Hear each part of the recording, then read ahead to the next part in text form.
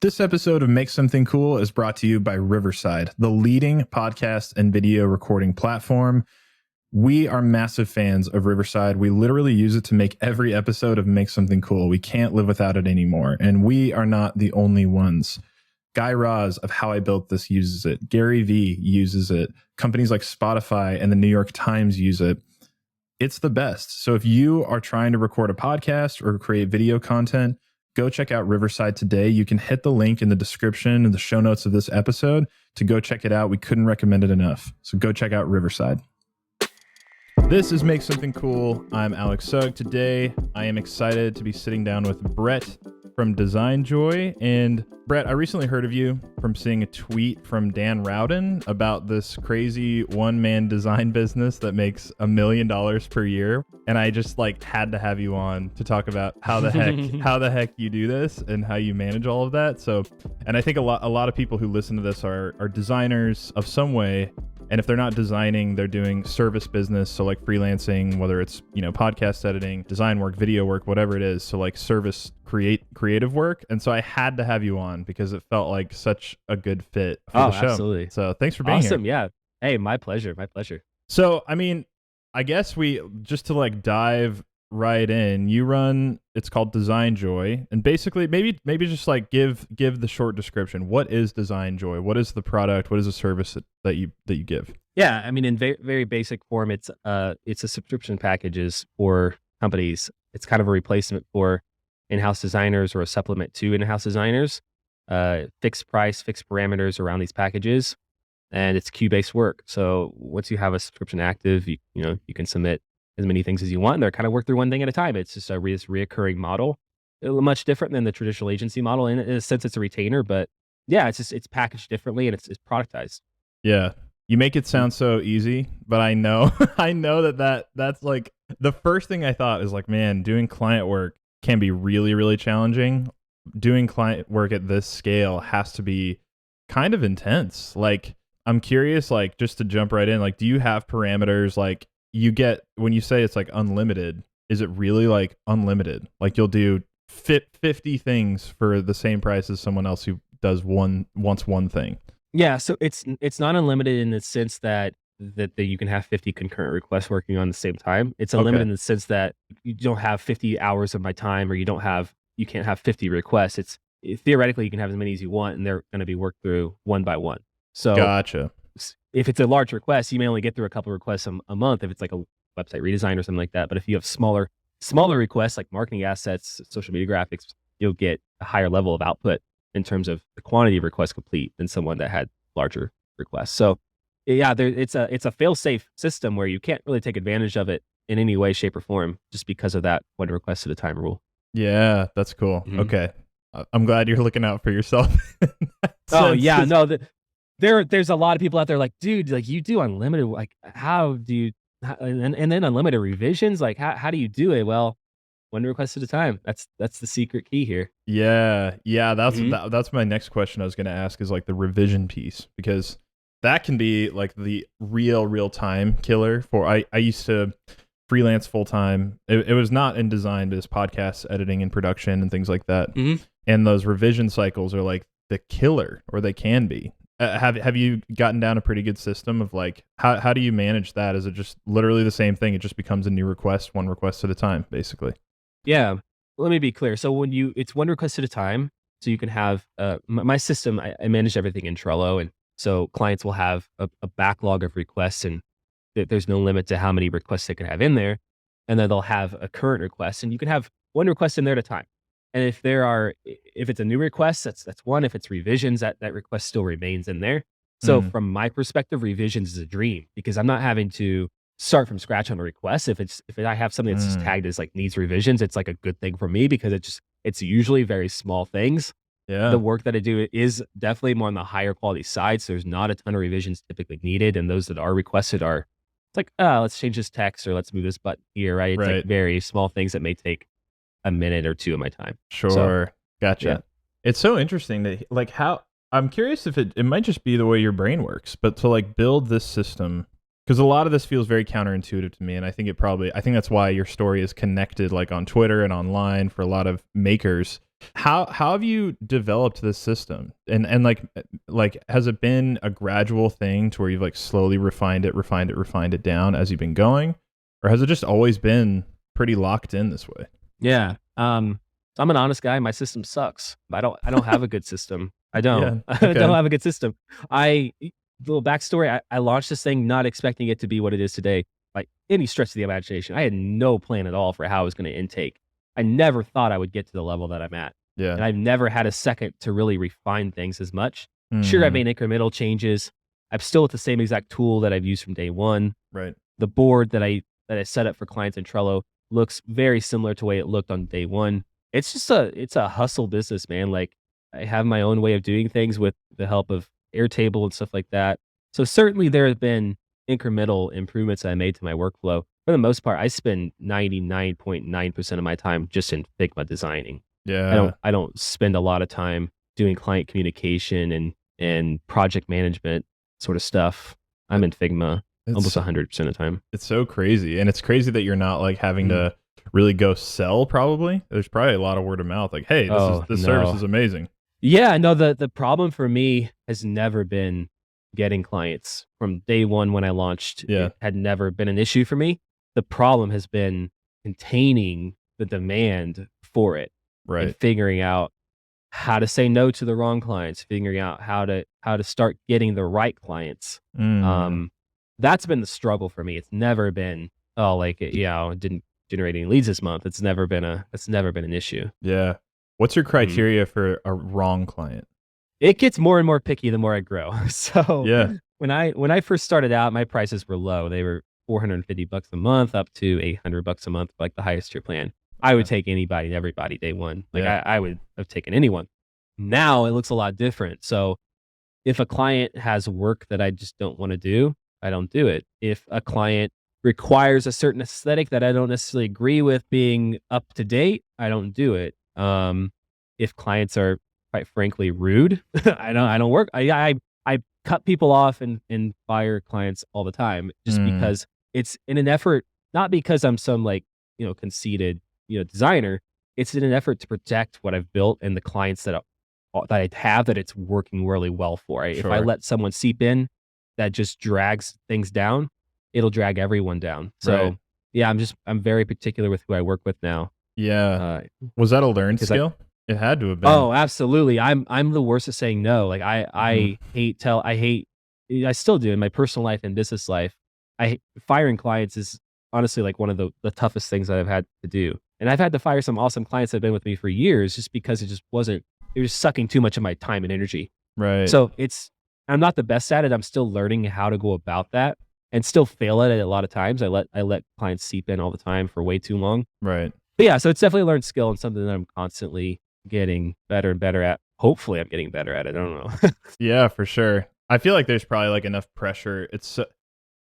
It sounds so pressurized that you've probably like just can't you've probably realized over and over and over again, I just can't afford to have any like negative or crappy clients because your time has to be packed wall to wall to where you just can't afford it. Because a bad client can cost you mountains worth of time, energy, resources versus a good one. Oh, 100%. Yeah, and my business is so anti communication, as bad as that sounds. It's so anti Mm, sort of like this synchronized communication that if I'm having to go back and forth with you on email or these calls, right? Like it's worth it to me to just send you on your way than to continue to hash this out and take time away from me actually producing work for all these other clients who it's working really well for. So it's a position that I've been fortunate to be in because of the demand that's there. for sure. Certainly not one that I would follow mimicking at an early stage at all. Yeah, But yeah, mm, definitely. I'm curious how. So you just launched this as a side project, hoping that like something would happen. mhm. Like, tell me the story of how you started it, when it became full time, all that. Yeah. So I started it, had the idea in summer of 2017. I think it was June. And honestly, it was like a spur of the moment decision, like everything is in my life. When I build a Hmm. business, I was like, what the hell? Hey, it's like, there's Yeah. no risk in doing something like this. So I stood up like a one-page site in Webflow. I'm a designer, so I made sure that it was pretty, right? And it properly sold what I was trying to sell. And I launched it on Product Hunt that Sunday at midnight Mm, and the rest is history. So I had a full time job at the time. it really like affected that greatly when I launched on Product Tent. Yeah. It was like an in-person job because back then we were going to the office, and I had to take days off, like I was sick, right? And like Yeah. trying to figure out like what am I going to do here? I'm a very risk adverse person, so I was not immediate like, oh, I got to quit my job. Right. I got to retain this because I don't know where this thing's going. Right. I rode that for 3 years. It took me 3 years to reach about 10K MRR, which at the time for me was a lot of money. It was Yeah. almost double what I was making at my full-time job. Right. But still, I was risk adverse. Yeah. And then about 2 or 3 years ago, maybe 2.5 years ago, things just blew up. Like it seemed like it was like overnight. I was Yeah. going very steady. I only had like 6 or 7 maybe clients at a time, which was a lot for me at the time. Honestly, like juggling a full-time job, and things just blew up basically overnight in March. And I never had a second to stop and like figure out what I'm going to do with my job.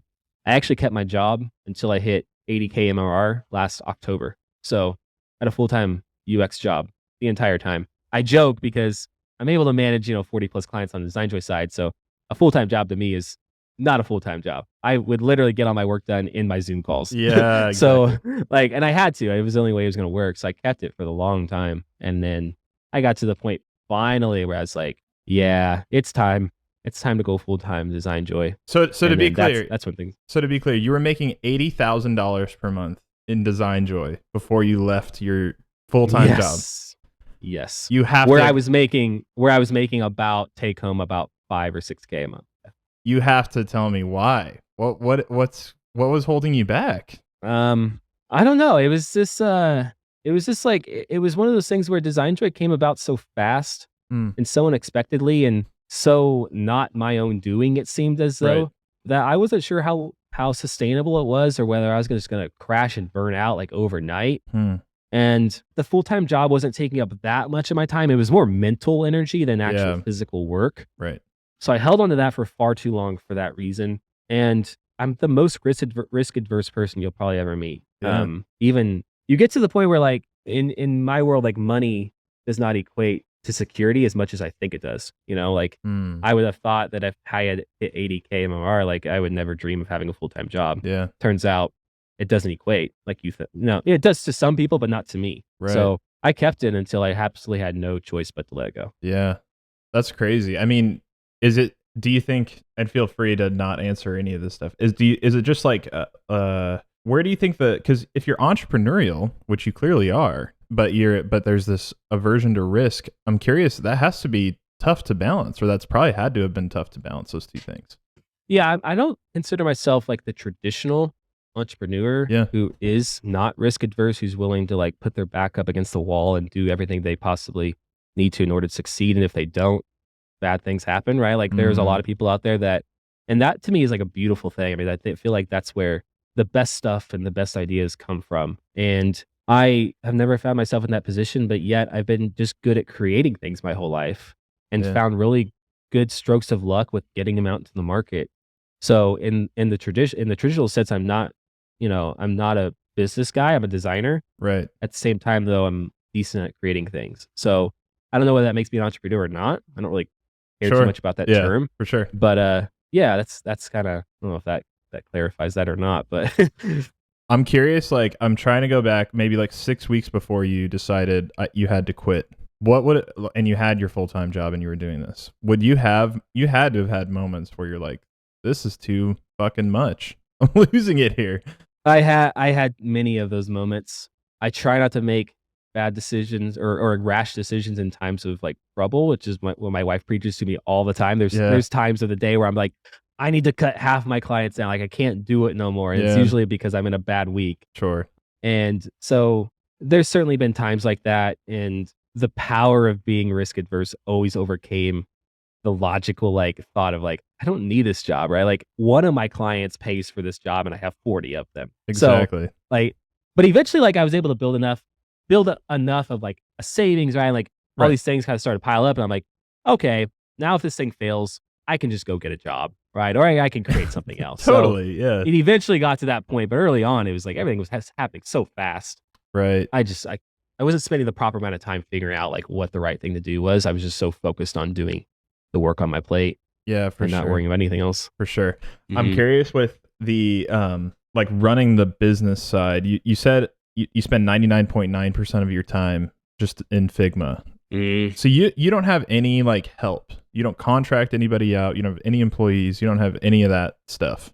Nothing. Nobody. Wow. No one. But that is to say, I do not run a business in the traditional way either. Much like I'm not a traditional entrepreneur. The way that I run my business is crappy. It's crappy. Well, thankfully, the output is solid, and that's what carries me through. Yeah. And I recently tweeted about this, right? Like I don't follow any metrics other than my MRR, and I don't even look at that very often. Even being a subscription business, right? That's like the core of what sustains you, right? Like I don't really look at it. I don't know where people come from. I don't know how long people stay. I don't know why people leave. Yeah. I don't like know what I'm going to pay in taxes till the end of the year, which holy crap. Yeah. I need to change that. And I don't do all these things that other businesses do. My focus is just on output. Right. And it's gotten to me where I'm at. Certainly not something I'd advise, but it's worked for me. Yeah. Would you ever, because I'm sure like with demand always knocking, it sounds like you're averse to growing for it to being like having employees or things like that. Like, especially not being a traditional entrepreneur, quote unquote. And you're focusing being on output. Would you ever get employees or anything like that? Yeah. I go through waves. So for the longest time, I was 100% against hiring. Yeah. And I was adverse to growth. It was something that like I never, and I still don't want to take DesignJoy from 1 million to 3 million. Like that's not a desire to me. Right. I just want to create a good living and do the work myself. I like designing. I don't like managing people. Yeah. I don't like taking on the responsibility of someone else's livelihood and paying them a salary. That stuff to me is stressful, and it creates a lot of other things. The stress that I have just maintaining the work is less than the stress that I think I would feel managing a team and growing this thing, taking it to the moon. I feel like there's pros and cons to both, but I don't have any desire. I had no plans to grow it to where it is. I mean, when I was at 20K MRR, I was like, this is crazy, right? Like I would never have dreamed it would get this big. I would have been perfectly content just staying there. Right. But the demand just never stopped coming, and it kind of just grew beyond what I personally did to help it get there. So I think it's so like inspiring though, because a lot of people like no one really needs to be a 10 millionaire. No one really needs to have $100 million exit from a company or whatever.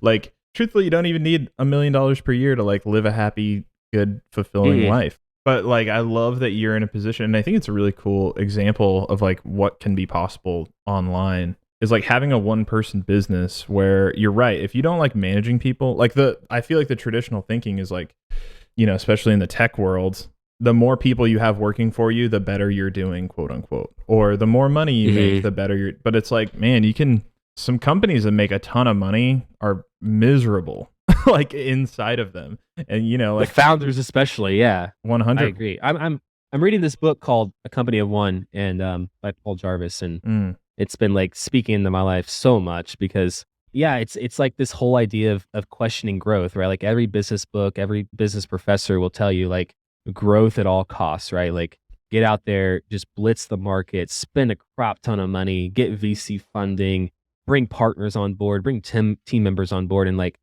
that's just what everyone tells you. Right. I've questioned that from day one, even before I started reading this book. It was like, that was my mentality.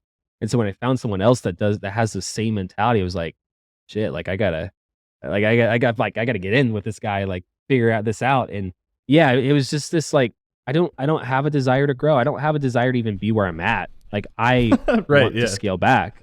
Right. Like I don't want to be here for long. It was just this, like, I don't know, like it was just grew without me doing anything and like making the choice. I've never made the conscious choice to grow DesignJoy from day one. I mean, maybe the launch on Product Hunt, that was the only conscious decision that I ever made to grow DesignJoy. Right.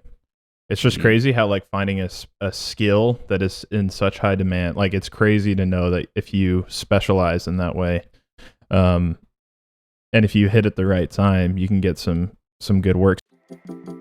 Hey everyone, we'll be right back with the episode, but really quick, I have to tell you about Riverside, the leading podcast and video platform in the world. And truthfully, we love Riverside, and we used it way before we even talked to them about becoming a sponsor. For literally every episode of Make Something Cool, we cannot do what we do without it. And the reason we love it so much is it's a lot like Zoom, but I can record much higher quality audio and video on their platform. And what's amazing is it doesn't matter where the guest is located. It sounds like we're sitting in the room together while we're recording. It's amazing. And so right after you're done recording, you download separate audio and video tracks from the Riverside platform, and you can easily edit your content from within the online platform if you want. It's so easy. It's seamless. We use it all the time. Josh, my producer, he's in Riverside editing, gathering files, and it makes all of our process so seamless and easy every single week. And we're not the only ones who love Riverside. There are over 70,000 people, ranging from individual creators to the big podcasts like Guy Raz, Gary Vee, Spotify, the New York Times. And the reason why so many people are switching to Riverside is because it's really, really good and easy and simple to use. So please go check them out today. You can hit the link in the description of the show notes, or you can just head over to riverside.fm, create an account, and get started today. Okay, back to the episode. So you just mentioned you're wanting to scale back. So does that mean like staying at, the current, because what's your MRR now, or monthly? How much do you make per month as DesignJoy? It's around 130 to 140 right now. That's so awesome. But I imagine it's incredible. Yeah. But I imagine you're so busy. I mean, if you think about it, so a month ago, before I joined Twitter, where I was blessed with the Twitter sphere, I was at 80K. I've had that much growth in the last month. That is not all good. Not all good at all. Not all rainbows and butterflies or something like that. Yeah. Especially, it's the same size team. It's just me still managing it's just already an insane workload. Right. And then just overnight, I had to shut things down. For the first time in my life, or the first time through DesignJoy, I should say, just stopped allowing people to sign up. I created a waiting list. In literally 2 weeks, I just tweeted about this. It's over 100 people now on the waiting list. Yeah. So, and I was like, I have no idea. I'll never get to these people. I'm going to leave them hanging for months and months and never probably get to them. Right. And meanwhile, there's going to be a continuation of a flow of people coming in. So last night, I doubled my prices. I went to 5K, and shit, every single time this happens, I think it's going to slow things down. I got 9 calls booked overnight. So it's this thing that's just this. It's pushing me in the direction of scaling. It's scale, higher. And I'm I don't want to. I love it. I love it. You're the one person who doesn't want to scale it. And it's just that's magically pushing everything, that momentum, that direction. It's so funny. It is. And it's been and I was literally I never get out, but I was dude, I need to get out of the house. I went down to a Chinese restaurant, sat down by myself, and I'm I'm sitting there, and I'm what do I do? I continue to watch calls get booked and stuff like that. I'm I got to shut this thing down. I got to remove my waiting list, something I never thought I would have a problem doing. I thought putting a waiting list up would be the solution. And then it dawned on me, I'm if I have 100 people waiting to get in, I'm too cheap. Maybe that's the solution to stop this. And I went home, immediately did within, this was a 20-minute decision, just double my prices. And I got on my email list, sent an email out to everyone that had a call booked in the future, because I didn't want to shock them and say, hey, by the way, it's now $5,000. I haven't had a single call canceled, and I've had almost 10 of them booked. So I feel that's not the solution. Maybe I go higher. Maybe I just shut things off completely, because it gets to the point where I'm not going to be able to handle it. Right. Yeah. I can only do so much. Yeah. Myself, at least. So yeah, it's a crazy cool problem to have, but it's not without its downfalls. This last week, I've worked from 8 a.m. to 1 a.m. every day, and it's draining. It is absolutely draining on my work style, my mental state. It's exhausting. Yeah. Well, and you said you have a family, right? That has to be tough. It's extremely tough. And for the first 3 or 4 years, I was just extremely driven. I was at all costs, I'm going to build this thing up. This is what entrepreneurs do, right? I made that excuse. And then these past few months, I've just been honestly kind of sick of it, sick of myself, putting my work in front of my family and taking time away from my kids because I have kids. And that's where this like sense of scaling back and this desire to just become smaller is really coming from recently. It wasn't this thing that like I always wanted to do. But yeah, it's not all rainbows and butterflies running a business like this. Yeah. What have you been doing anything to take care of your mental health at all? Like anything, or just like grinding right now? No. Yeah. Grinding. I've never stopped grinding. And for the first time in my life, I'm finally feeling burnt out. Like I'm feeling this reaction they get from people. It's so funny. Like when I get on calls with people and they don't know it's a one-man show and they like, so tell me about your team. It's just the most hilarious reactions that I get. And I'm starting to finally like feel that myself. Yeah. Forever, I was just like this machine, right? Like I was put through something that I don't think any other designer in the entire planet has been put through in the amount of work that I've done in the 5 years. I did not start out able to manage what I manage now. Yeah. I only through being put through that fire and being forged along the way for so long. But now, and it's like been easy. Now it feels hard. Like every single day I wake up, look at my workload, and I'm like, can't do this much longer. Yeah. Like I'm feeling the weight of it all. Yeah. So, I mean, when you think about scaling back, do you think because the first thing I think is like, man, if you have demand, like doubling the prices, quadruple the prices, and get some people told me to do and get like whatever, a quarter of the clients. I don't know. It seems like a tough problem. And I imagine too, if you have like really loyal customers who you've worked with for a long time, who you really enjoy working with, it's going to be hard to like totally raise prices on them too. Yeah. It's just like, it's a tough spot, but man, it's pretty inspiring. I mean, yeah, I guess it's like all now you're like right in the middle of it. And I think that's funny to see like the Twitter explosion and all this stuff. And here talking to you, I'm like, this guy is like, you're not the classic, like just trying to build a big ass business. It's like so not at all. I don't want that at all. I am a designer. Like I do not call myself an entrepreneur at all. Like in any world, in any sphere, I'm just a designer that like wanted to make design accessible and affordable. That's it. I didn't. This isn't a traditional business by any means. It's a glorified freelancing gig. Right. For sure. What are some brands you're inspired by their design? Oh man. I mean, the most cliche is Stripe. Like Stripe is sort of a leader in the design world, and not so much anymore. I feel like they've inspired more so a lot of companies, including myself, to just up their game. Yeah. And so it's not a current source of inspiration, but it's had such an impact on sort of getting to me where I'm at, like in terms of the quality that I produce and getting me outside of my box, that their impact has been tremendous for me. Yeah. I don't know. I'm constantly inspired. Like my Google Chrome, like when I open up a new tab, like I have inspiration there.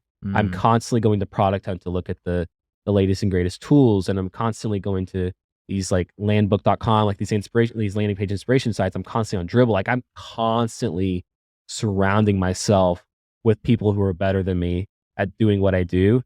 And what that allows me to do is it allows me to do my work quicker, because I'm creating this almost like this repository of design patterns and aesthetics and like brands and like in my head, to where when I sit down to do a project, I don't have to go research anymore and like figure out a direction to go. I already have 50 different directions to go in my head. And it's just a matter of like moving pixels around on the screen at that point. Right. And that's what allows me to do this really fast.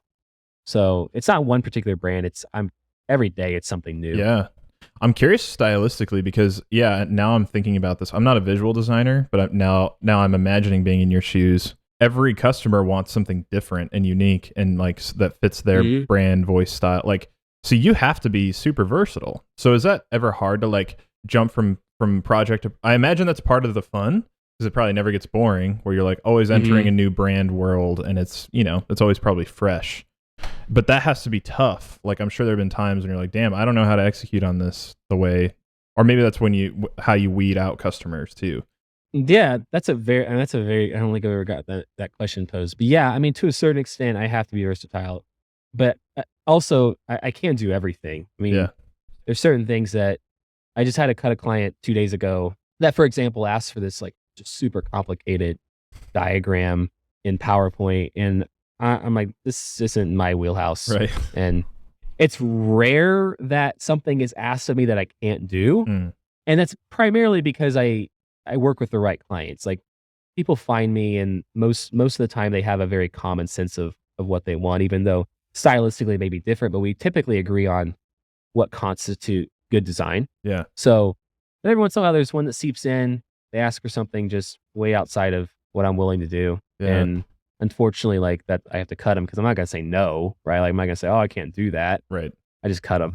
But yeah, it doesn't happen as often as you would think. Right. Maybe 1 or 2 times every 7 or 8 months. So would you say stylistically you're offering a similar style, maybe just across, because it's who you are and you have a design voice, I'm sure. Is that how you're jumping between projects mostly? Is it pretty similar? No, or is it all over? It's not standard at all. Okay. No, it's not standard at all. I mean, I have clients who are like brutalists, right? Yeah. They like the big funky fonts and the weird 70s vibe shapes, the white stroke, the black strokes around all the elements. I have other clients that are like crypto focused, where they're Gradients everywhere 3D and like gradients everywhere, and like the super just like out there like design style NFT clients. I'm pretty decent. I'm not the best at any particular style, but I'm decent enough to be able to mold into just about anything. So, which I think is what allows me to do what I do. Not just any designer. Most designers do have a design language. I certainly have my own that I prefer. Yeah. And most people stick to that. I've been forced to expand my horizons and be able to do just about anything. Yeah. With, there's some exceptions, but for sure. That's cool. All right. I'll close our conversation with this, because you have a mountain of design work to go do. I feel it. No worries, dude. This is fun, dude. This is fun. I'm like, man, this guy's taking time out of his day to talk to me, and I know it's my pleasure. There's a mountain waiting for him. No, dude, I appreciate you having me on. This is I don't get enough of this face-to-face like human communication, so this is fun. It is fun. Yeah, I mean, like in your experience, like what? Because you've taken a very, not a lot of people have your story, but I'm curious from your perspective now that you've gone through it this way. You've said multiple times it's not all rainbows and butterflies. What's some advice you would give maybe to some people who are wanting to start or wanting to grow their service business? Like what are some things you feel like you've learned even the hard way that you'd pass on to other people? Yeah, I think here's probably the best piece of advice that I can give, and it's not anything that's going to like revolutionize anything. But it's what I've done with DesignJoy. I think it's the primary key to its success. I have taken something that is highly desirable, good design, made it as accessible and easy to get started as I possibly can. It's quicker to sign up for DesignJoy than it is to buy a t-shirt. You don't have to enter your shipping address. Okay. If you compare that to, let's say I want to go out and start working with an agency today. We go to their site. There's going to be some form that I fill out. Gotta wait for them to get back to me. We gotta schedule a call. Probably have to go see them or hop on a Zoom call with them. Do some exploratory, sessions where we talk about what scope of work look like. Then we finally, if we agree it's a good fit, we get into pricing. We figure out a budget. We negotiate on that. Yeah. We talk to accounting. We negotiate. We sign contracts. Maybe a month later, we get started. DesignJoy, you can get going in 2 minutes and have your first request done in 2 days. So that same philosophy of stripping everything out, I don't have an onboarding flow at all. I mean, it's like email, password, payment, you're in. I don't have like these forms that you fill out. I don't have intake forms for requests, all open-ended. I don't care if you want to record a Loom video to submit your request. I don't care if you want to submit a Google Doc. It's like as client-friendly as I could possibly make it and as easy to get started. And that same philosophy can be applied to any number of areas like development or content creation or podcast editing, right? Like stripping it out and just making it accessible and so easy to get. Like I'm about to start helping my sister do like interior design, but like productized interior design service. Okay. Like, oh yeah, I can go find someone, pay them $4,000 and work with them, negotiate, do all these sort of things that you do with an agency, or I can just like sign up 2 days, have like a room design for a fixed price. So it's like that same philosophy can just be duplicated across the board to so many things. And I'm certainly not the first one to do it. And I don't do it the best, but I've at least applied this idea of simplicity to everything that I do, not just from how I market my business and how I structured it to my interactions with clients. Right. I don't have any meetings. I don't have any communication really. It's just like, here's your request. Let's move on to the next one unless you have revisions. So just in every area, I've tried to simplify it, try to break down all the barriers to get started and made it affordable. So that's probably my best piece of advice on there. And just in regards to, especially in wanting to start a service and maybe exploring the idea of like creating a productized service. Yeah. So I mean, I think that is, it feels obvious when you say it that way, but it's really not. Like, I think it's funny. I was just talking to Josh. He produces this show for me, and we were joking around about how, like, man, if someone made a podcast agency where they made all the micro content for you, they did your transcript, they did all these things that are like a pain in the ass to do for every episode. Like, there are so many people who would pay a lot for that. And we both joked with, like, I don't personally want to run that business. That sounds like a slice of hell for me. I've done but you're on from that. But like, hearing the way you set it up, it's like, man, you know, minimal communications with customers. You know, it's like you get a card, and it's, I don't know, it just feels like, and like cutting down all the bullshit. Because truthfully, when you're talking about like a lot of agency models, you're spending time on bullshit, phone calls, yeah, like brainstorms. You're doing all these things, and it just like bloats your time, and the ultimately it bloats your money too, because they're like, you're wasting time on stuff that doesn't actually get you far. And I think what you're suggesting is so smart. Yeah, because you know what the beauty of it is? Like, I'll have a client, they'll be like, okay, so what does it take to get to like a logo, right? Like, most are just used to the traditional model of like, okay, let's do comparative market analysis. Let's do all this exploratory work. The end result that you get from paying an agency $20,000 to go through all these exercises and produce this logo, the end result is going to be the same end result as I produce in 2-day time with zero, like none of that. Like, you're ultimately at the end of the day still going to get a logo. Don't overthink it. They're purposefully running up hours on you. That's just the way agencies work. Right. Because if I'm hiring an agency for design, I'm probably paying for the developer too, even though I'm not utilizing it, right? Like, I'm help funding their salary as well. This is how it works. Right. Nothing wrong with it, but you compare that to like something like DesignJoy, it's sort of a no-brainer in my opinion on which one to go with. So I fully agree. Yeah. I'm thinking of all my designer or like anybody who could run a productized service similar to what you're doing, and I think the barrier that I'm already hearing them in my head say, but like, where's the heart in it? Like, if you're like an artist or a designer, and you're like, I wanna do things that are like really meaningful to me, or that feels too. I feel like that could be like a hesitation for a lot of people, is like, they want to feel good about the stuff they're making. I feel super good about the stuff I'm making. Yeah, see? I work on some. I work on some cool crap, man. Like, that people wouldn't believe. I mean, like, I did. Yeah, I'm sure you've heard of Buy Me a Coffee, right? Which one? Coffee.com. Buy Me a Coffee. Oh yeah. Yeah. So I did V1 of them through DesignJoy. Like, that was a super cool. Right. Like, project. Like, I'm working on something right now with like Jake Paul. Like, I'm working with some with Carrie Underwood. Like, there's so cool. Like, such cool projects that like people out there like are just like, I'm constantly blown away with how talented people are and like the ideas that they come up with. Yeah. And it's like, it's such a blessing for me to be in like the weeds on so many like just amazing products. Like, that is not a problem that I have at all. Yeah. In terms of being like proud of my work.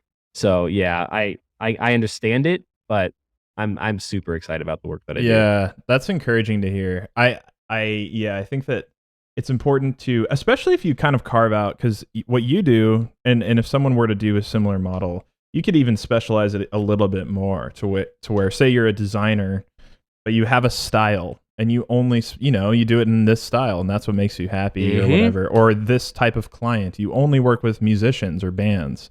That's like absolutely. Like things like that, to where you can really narrow it down to make it more enjoyable for yourself and feel more connected to the work you're doing on the day to day. Yeah.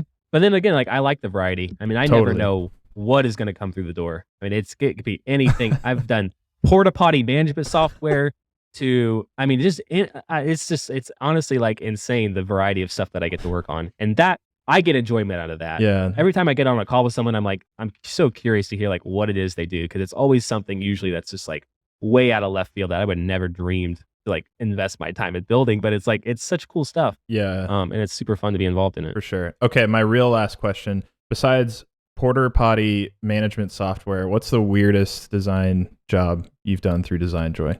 Oh, the weirdest. Oh man. Besides that, I mean, how do I top that? I mean, it's literally like this software. I mean, it's really incredible, right? Like, it allows people to franchise porta potties and manage them to know where they're at the location. If they've tipped over, tells you if they've tipped over. It tells you if they're if their waste levels are full. Okay. Tells you if they're getting proper air circulation, and like provides these like checklists for these guys like getting these trucks just go around services. I mean, it's like a huge, and that's a huge business. You don't really realize it, right? True. Because it's like porta potties, whatever. Right. But like you feel behind the scenes of something like that. Like that was such a cool and like fun thing to design, because there's like a mobile application, it was like a tablet application. Like, I mean, it was like, honestly, it was fascinating to me. Yeah. I would have never dreamed to invest my time into building something like that, but like, I'm sure they're doing phenomenal now. Totally. I'm trying to think of something else that would like top that though. I doesn't have to be weird. Maybe most memorable is that one's pretty good. That one feels like the top. Maybe the inverse. Maybe instead of weird or funny or whatever, like the most proud of. What's the project you've designed in DesignJoy that you're most like, man, that's a huge moment? Most proud of, jeez. Probably the most well known would be Buy Me a Coffee. Yeah.